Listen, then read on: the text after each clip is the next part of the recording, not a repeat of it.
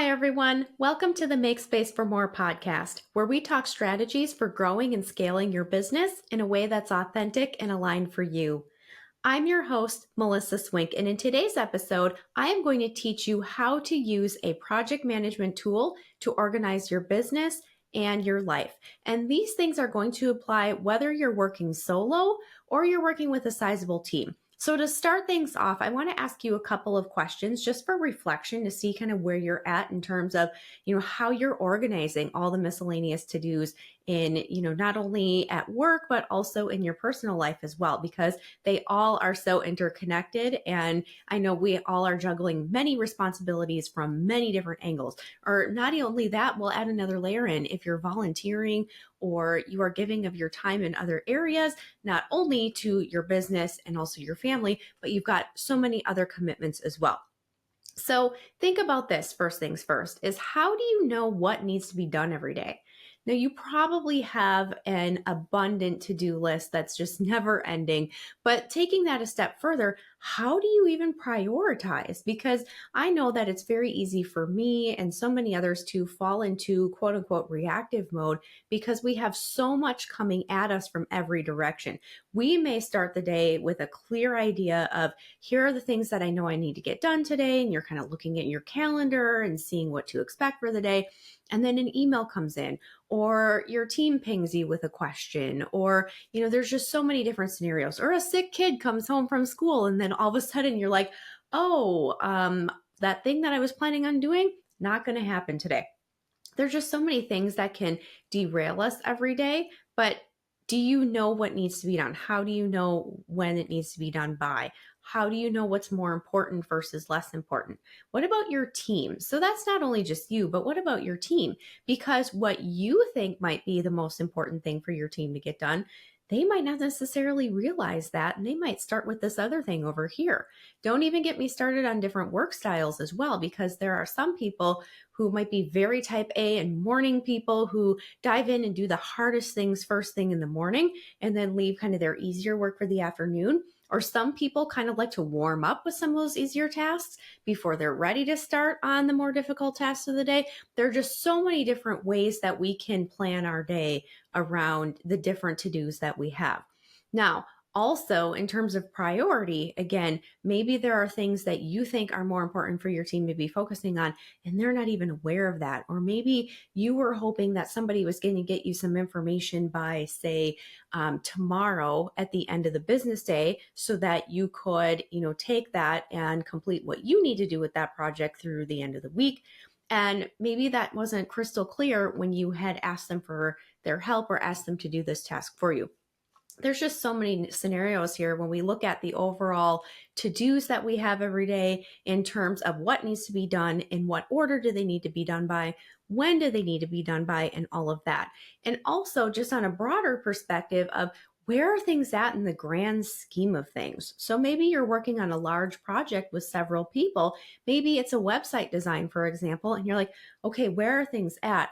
Yes, you can individually ask people, hey, where are you at with the copy? Where are you at with obtaining photos from the client? Where are you at with, building out the wireframe and all these different things?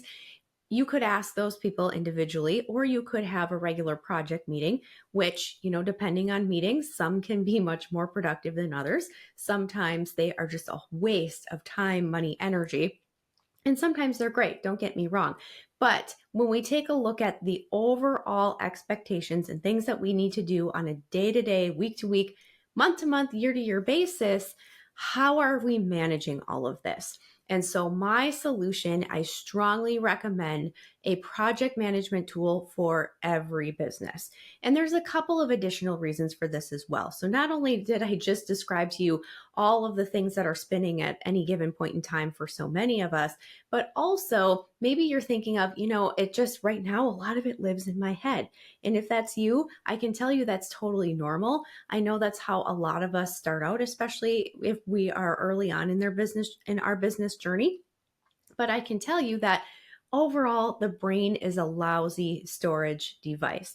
And I say that with pure respect and gratitude, for my brain and so many other brilliant brains that I work with and have the pleasure of knowing. But our brains can only hold so much.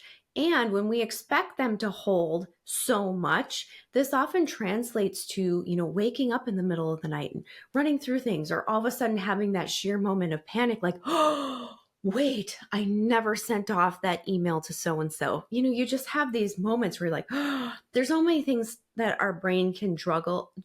There's only so many things that our brains can juggle throughout the course of a given day. The other thing is, especially when you're working with a team or managing people, especially people that you can't see. Like, for example, my team is completely remote. There are many people on the team. The vast majority of our team, I've never actually met in person, which I would love to do something about, by the way. But we'll not go down that rabbit hole. I would love to do like a trip, maybe over a summer, where I travel and like meet my team members and some of my clients in person throughout the country and so on. Anyway, maybe that's another topic for another day. Maybe that's a bucket list item for summertime. I don't know, but I don't see my team members. I don't have a traditional office setting where I'm going in and I'm able to check up with each person and see where things are at. So a project management tool can give you a much easier way to not only manage all the things that your team is doing, but also, the order in which they're done, and clearly communicate due dates and things like that. If you are using pen and paper currently to manage all of your to-dos and all of your projects and, try to keep yourself on task, I think that's a great place to start, especially if right now you're trying to continue holding everything in your brain. That is so much better than trying to memorize and remember everything.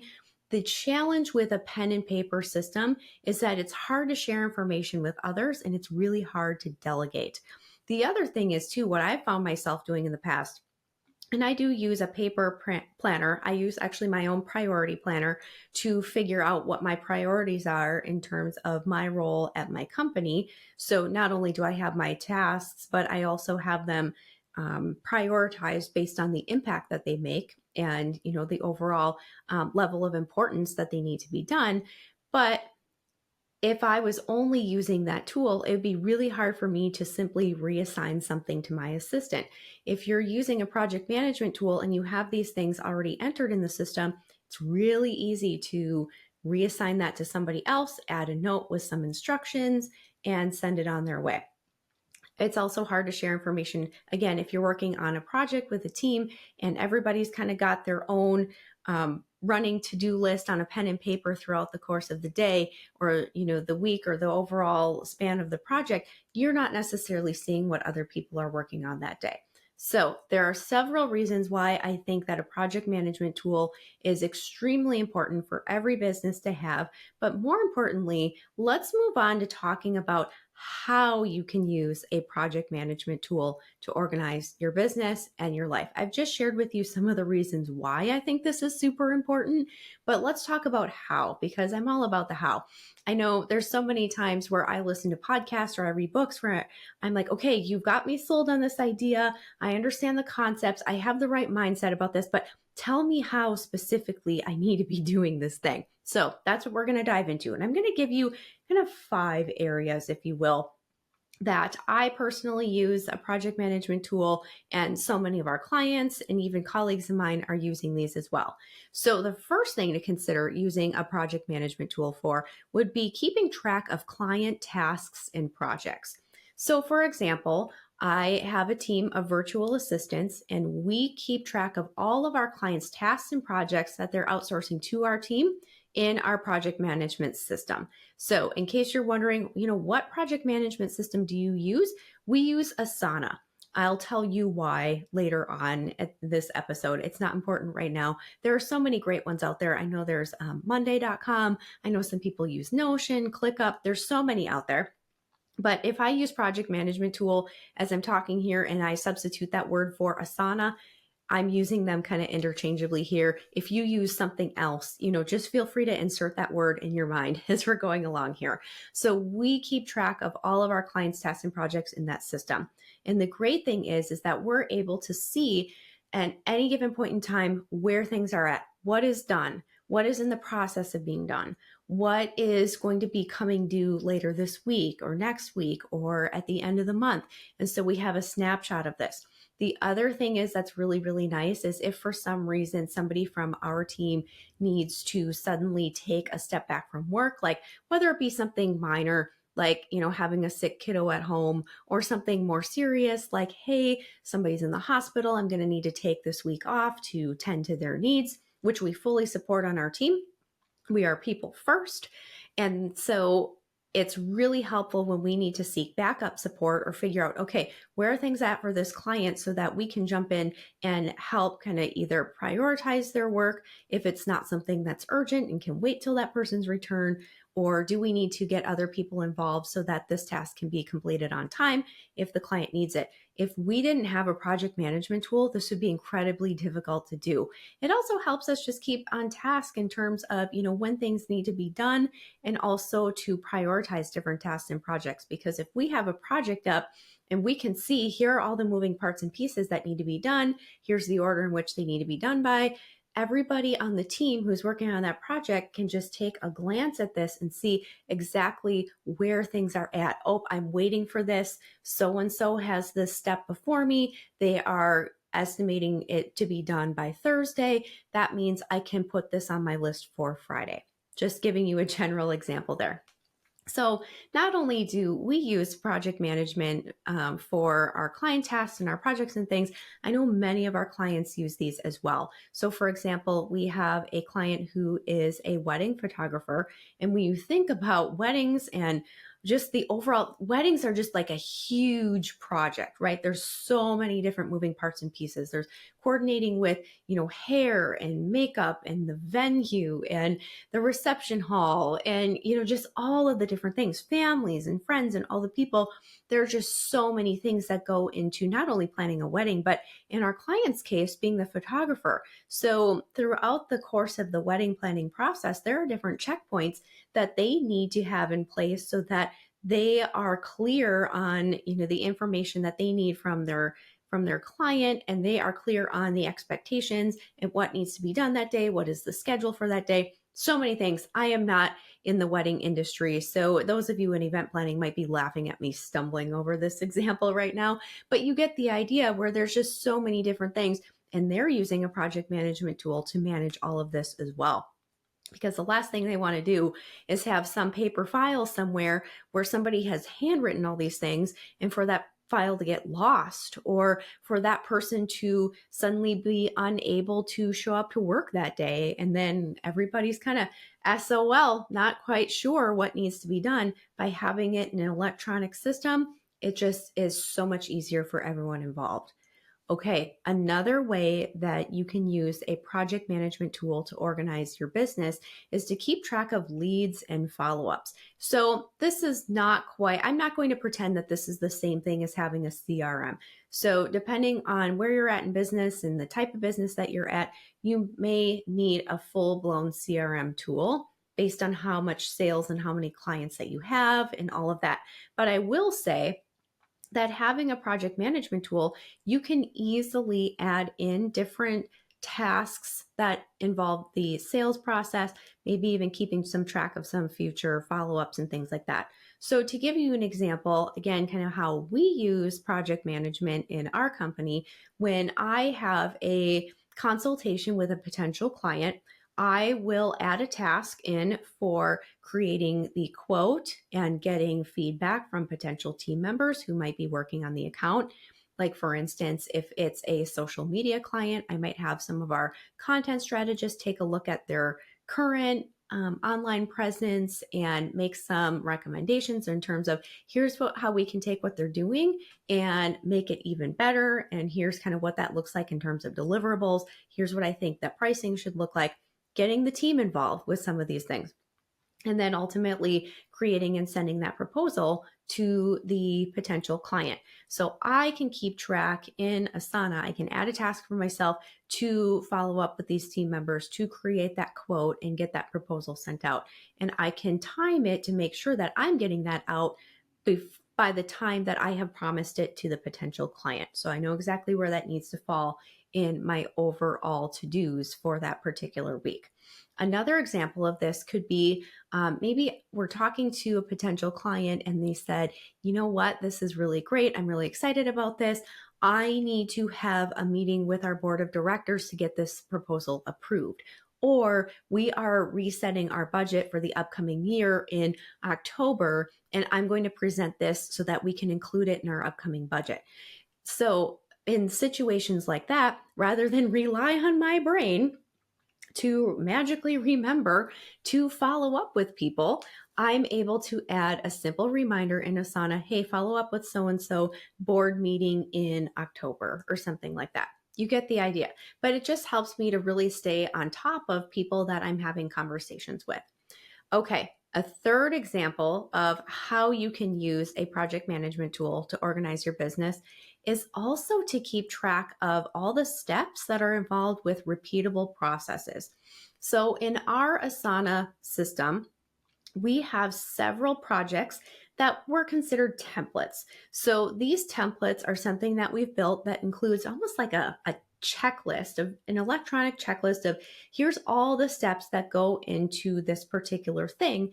And then we're able to make a copy of that template and update it for that particular client, that particular event, or that particular, said thing, and then able to customize it and then check off those things as we're doing them. So a great example of this that applies to so many businesses is the client journey. So what does client onboarding look like? Okay, so the sales process is complete. They've said, yes, we want to work with you. What happens next? Is there an intake form that needs to go out? Do you need to schedule the first meeting? Do you need to send an invoice through QuickBooks? Like what does that client onboarding process look like? You can easily create a simple template that includes all of these steps and duplicate that every time you go to do that thing. Same thing applies, client offboarding. Maybe you work with a client, maybe you've built their website if you're a web design company, another example, or let's say you're going back to the wedding photography example. Okay, wedding is done, photos have been delivered. Now we need to close out this project and maybe move them into a nurturing campaign so we stay in front of them, even after the wedding, so that if they have friends who are getting married, or, maybe there's other services that the photographer provides that might apply to them in the future, they can stay top of mind. What does that offboarding process look like? Does it look like sending, a thank you note with a gift basket? Congratulations. All of those different steps. Again, that just helps also with some consistency in terms of the level of customer service you're providing to your clients. Again, it's out of the brain. It's not on pen and paper where it can easily get lost, misplaced, or somebody else can't see it. It is in a system that can let everyone on the team know what needs to be done. There are outstanding tasks for this client. We need to get these things done. Okay, another example of repeatable processes could be onboarding a new team member. Depending on the type of business you have, maybe there's some type of, electronic contract or working agreement that needs to go out. Maybe there are users that need to be set up in different systems and software that you have. Maybe you need to add them. You need to create an email address for them. All these simple things, you can create a template for team onboarding that is able to be duplicated whenever you need to do that. So another couple of examples of repeatable processes, maybe you do events a couple times a year, or maybe there are different service types. Like we have a client who is an attorney, and she does a variety of different types of services based on the client's needs. So maybe there is a template for here's all the steps that go into this type of service. Here's all the steps that go into that type of service. She's able to duplicate that, relabel it for the client and what their particular service need is, and she's able to follow that step by step with her team. Okay. A fourth example of how to use a project management tool to organize your life. So we talked about the business side of things. I'm going to shift gears a little bit here because I also use our Asana to organize my personal life as well. So let me give you some examples of this. Registering for kids' summer camps. So if you're a parent like me, I'm recording this in early January. I am already getting emails about different summer camps opening up and different, childcare opportunities, all of these different things. And it comes so fast and it creeps up on me every single year. And I feel like so many other parents feel the same way. is I don't start thinking about summer break until like spring break, where it's like, oh yeah, there's only like 2 months more, 2 more months of school, and then everything is full, and then you're scrambling to figure out what to do with your kids for the summer. Having a reminder, say early January every year, hey, register the kids for summer camp or enroll the kids in daycare for the summer. Another example of this might be travel or vacations. Maybe you're planning a dream vacation and there are certain steps that you need to take, like I need to renew my passport, or we need to get maybe some vaccines updated before we go. Maybe we need to make arrangements for a pet sitter for the dog. All these different things. Again, rather than trying to remember these things and contain them in your brain, or again, having them on a random piece of paper on your kitchen counter that's going to get thrown away by accident, have it in a project management system. And again, having it in a project management system also opens up an easier opportunity to get some help with this. I know last year, I reassigned a task to my assistant at the time to research all the different day camps in my area for my daughter at her age. And she was able to come up with a list of all these great ideas of all these different things she could do. I didn't have to do the research. I had somebody else help with the research. I went over these things with my daughter and she said, I'm interested in this and that and the other. Great. We got that registered. But again, having some help with getting that process started was very easy to do because this was in an electronic system.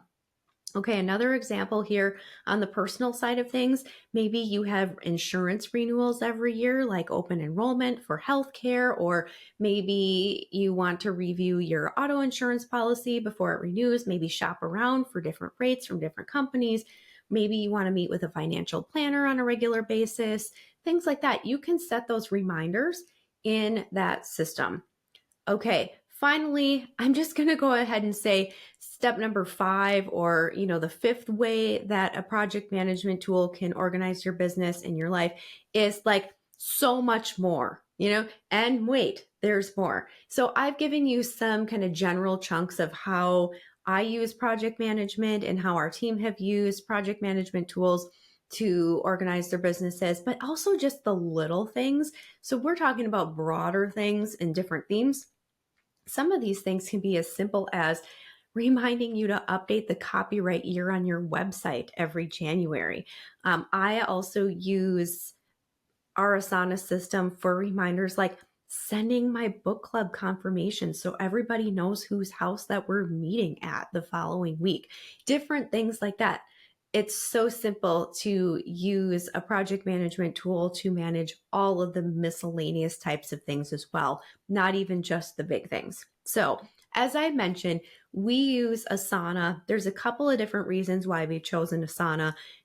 They have different views based on preference. So, you can use Asana basically like a checklist view. You can use it as like a board view if you want to have almost like a more visual, like they almost look like cards, if you will, or if you've used Trello before, it kind of gives that view to people.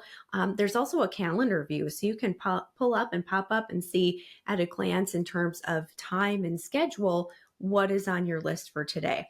So there's a variety of views based on, personal preference. I also like Asana because it's easy to schedule recurring tasks where I can say on the second day of every month, I need to pay my team, or maybe it is around the 15th of every quarter, I need to send in our quarterly estimated taxes, different things like that, where you can set those reminders. Now I've just given you some more examples of all the ways that you can use this thing. Okay. And also it sends email reminders, which I really appreciate. So unless for some reason you can opt out of this, like if you're like, I do not want one more email reminder of anything, that's totally fine. But some people really appreciate that, where they get that daily email and they say, hey, here's all the tasks that are due this week, or these tasks are coming up, or these tasks are in the red, they're behind.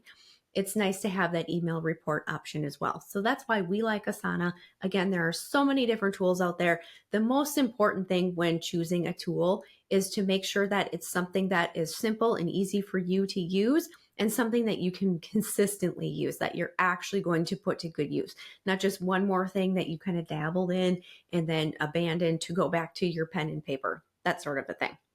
So All of that being said, if you know a business owner or an executive or even just a busy parent who's juggling so many different things throughout the course of a given day, which is probably the vast majority of the people you know, by the way, please share this episode with them because they might pick up on something like, hey, I can use a tool like this to manage, X, Y, or Z, or I can use this in my volunteer role, or I can use this to keep track of, the different things that are happening with the kids and so on. So I really appreciate you listening to this episode today. I hope that you found it helpful. This is something that I'm personally really excited about. So if you want to learn about more tools that we use or our clients use that will help you make your life and business more organized, more productive, more efficient, and ultimately allow you to save time, money, and energy to grow and scale your company, I would love to hear from you. So feel free to send us an email if you have a suggestion of something you'd like us to talk about on the podcast. Again, I really appreciate your time today, and I will be back next week with another episode of Make Space for More. Have a wonderful day, everyone. Bye-bye. Thank you for tuning in to another episode of Make Space for More. We know these insights are valuable, and we hope you are inspired to keep growing your business beyond you. Remember, growth is a journey, and you don't have to go it alone. Until next time, keep automating, delegating, and elevating your business. This is Melissa Swink, and I'll see you on the next episode of Make Space for More.